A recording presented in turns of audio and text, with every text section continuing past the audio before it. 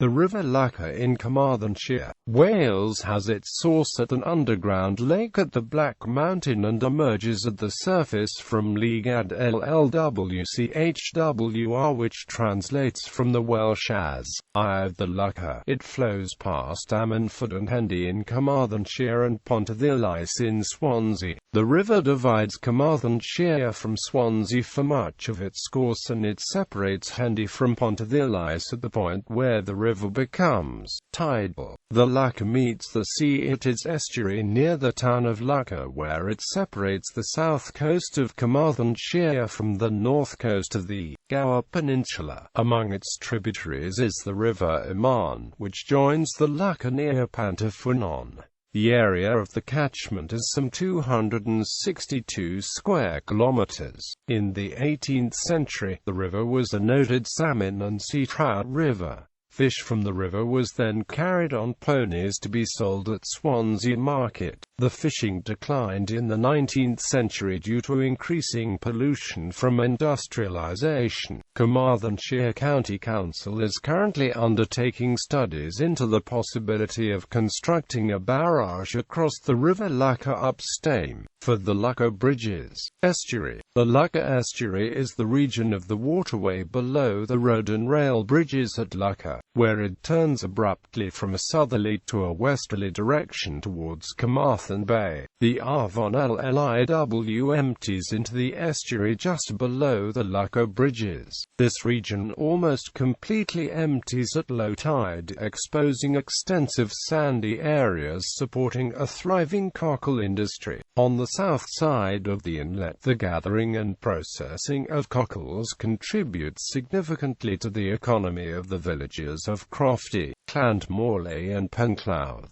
Anyone can take a bucket of cockles for their personal use, but the commercial fishery is restricted to a relatively small number of license holders. Cockle density fluctuates from year to year. The estuary is also an internationally important location for waders and other wildfowl, which has led to demands from cocklers for the control of oyster catchers, which feed on cockles. The estuary cuts through the southern part of a once important coalfield. Llanelli, on its north shore, was noted for its tin plate industry, whilst Penclawdd, on the south side, smelted copper from ore shipped in from Anglesey.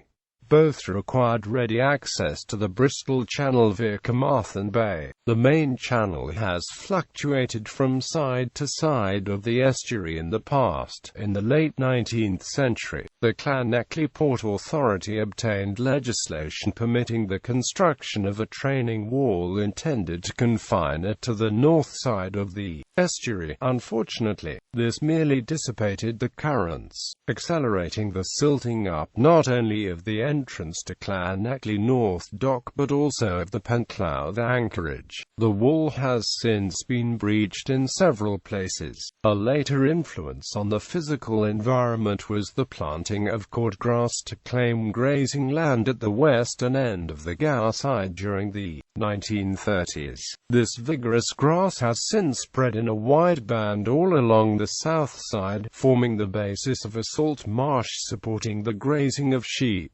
ponies and cattle. The estuary is partly closed off by Whiteford Point, which extends from Llanmay Dock in Gower towards Buryport and Cefn Sidon in Carmarthenshire. This is now a national nature reserve maintained by the National Trust and the Countryside Council for Wales, and is an area of sand dunes, supporting several rare species. Just off the tip of the point is one of the few remaining cast iron lighthouses, long since disused and in need of preservation. During World War II, several gun batteries were established to both the east and west of Penclawdd, where gun barrels were calibrated and shells were fired across the salt marsh towards Whiteford Point. Quantities of unwanted munitions were also buried on the seaward side of this point. The area is regularly swept by the Royal Navy's bomb disposal team, although few shells are now recovered. Persistent rumors that anthrax biological warfare shells were tested against sheep in the estuary were finally substantiated in a reply to a parliamentary question from the late Tony Banks in January 1987.